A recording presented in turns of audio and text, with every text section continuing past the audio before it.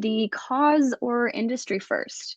This is also one of my favorites. Obviously, I like all of them because I'm a nerd about career development. Duh, that's why I have this job. But this cause or industry first approach is really, really good if you are passionate about certain causes. If you're like, I care about the environment more than anything else, or I care about women's empowerment, I care about whatever the thing is, this is probably a good approach for you. It could also be industry if you really care about a certain, like, I don't know, fintech or something like that. It really works good for those people.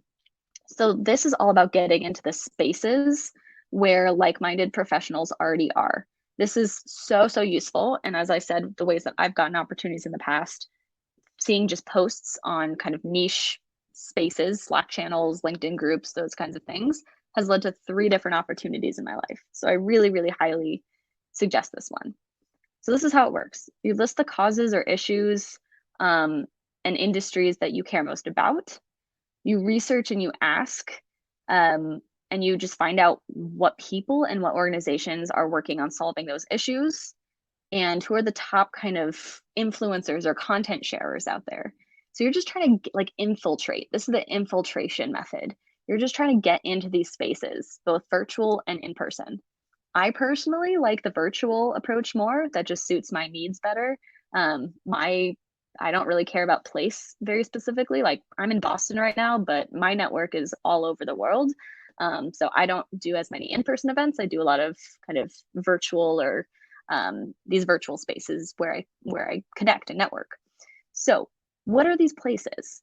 The first kind of hack is finding the LinkedIn groups that are in your niche spaces. So this is a screenshot of just some 304 LinkedIn groups for wildlife conservation. There's so many niche groups. Get into those. There's 11.2 thousand or 11,000 people who are posting in those probably daily, and they'll say like, hey, there's this opportunity here, hey, there's this interesting paper that was just published. So you're just getting into these spaces where these people already are. Here's an example. This is the Boston EdTech Slack channel, and this is their jobs channel. I searched internship right there, and a bunch of things came up of people just posting internships for EdTech. So get into these Slack channels. There's some really specific ones and in different niche spaces. So find out what they are and get into them. Usually there's no kind of guarding of being like, you have to already work into EdTech or you have to already be a professional. Usually it's just, yeah, if you're interested, come on in, let's do it. Definitely sign up for newsletters. Just increase your exposure to all these different opportunities. And this is one of my favorite ones, actually. So follow the LinkedIn influencers. I don't think that's actually an official term, honestly, but there's so many, like almost every industry has LinkedIn, or depending on what industry, sometimes TikTok or Instagram content creators.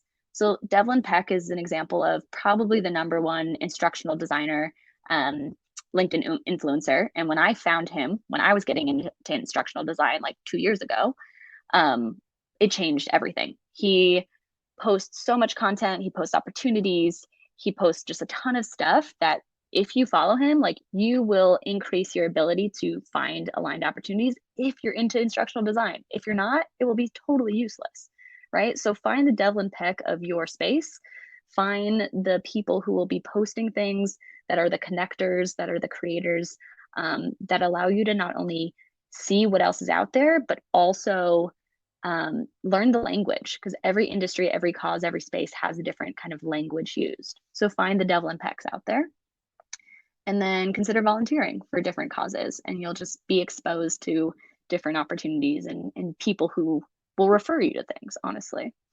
So the pros of this approach is it's a great long-term approach, really sets you up for success in the long term, and especially if you prioritize impact and like your cause that you care about, it's really great for that. And it's best if you care more about the industry or cause and less about the function, because if you care a lot about the function, this might not be the best approach, right? The cons are it does take time. You have to find these places. It takes sometimes a while to find out what they are. And it's not so straightforward, and there aren't kind of strict rules for how it works. So it's a little bit messier, a little bit more complicated. But if you're willing to embrace the messy and the complicated, this is a really good approach. Okay. So, real quick, 2 minutes, write down an industry or cause that you care about or would want to test out working in. And then just search really briefly for groups, people, newsletters, and job boards specific to these and start bookmarking them. Just put them in a bookmark, put them or save them somewhere.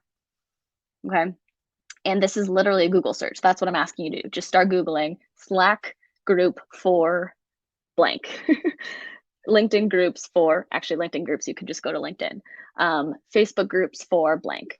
Like, this is a test in your Googling ability. So 2 minutes on the clock, start just trying to find these different things. And if I'm your coach and you're like, hey, I can't really find any, send me an email. I'll do a quick search with my little keywords and I'll send you what I can find. Okay. So we can do this as a dual thing if I'm your coach. But for now, 2 minutes, try to start finding some things: Slack channels, LinkedIn groups, Facebook groups, newsletters, niche job boards. What are the spaces that these professionals are already in? Okay.